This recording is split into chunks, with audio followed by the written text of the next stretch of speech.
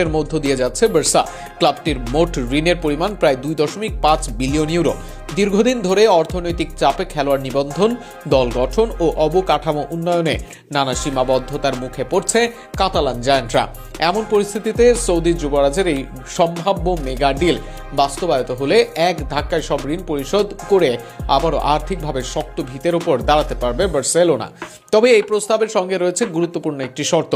বিনিয়োগ গ্রহণ করা হলে ক্লাবের পূর্ণ নিয়ন্ত্রণ চলে যেতে পারে সৌদি যুবরাজের হাতে, যা বার্সেলোনার ঐতিহ্যবাহী মালিকানা কাঠামোর সঙ্গে সাংঘর্ষিক হতে পারে। বিষয়টি নিয়ে তাই ক্লাব সমর্থক ও সংশ্লিষ্ট মহলে আলোচনা সমালোচনাও শুরু হয়েছে। স্পেনের জনপ্রিয় টেলিভিশন শো এল চিরিঙ্গুইতোতে সাংবাদিক ফ্রাসোয়া গালার্দোর দাবি, সৌদি যুবরাজ বার্সেলোনার অংশীদারিত্ব কেনার বিষয়টি গুরুত্বের সঙ্গে বিবেচনা করছেন।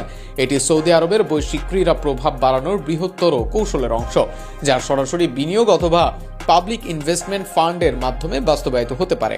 এখন দেখার বিষয় এই আলোচিত প্রস্তাব শেষ পর্যন্ত কোন দিকে গড়ায়।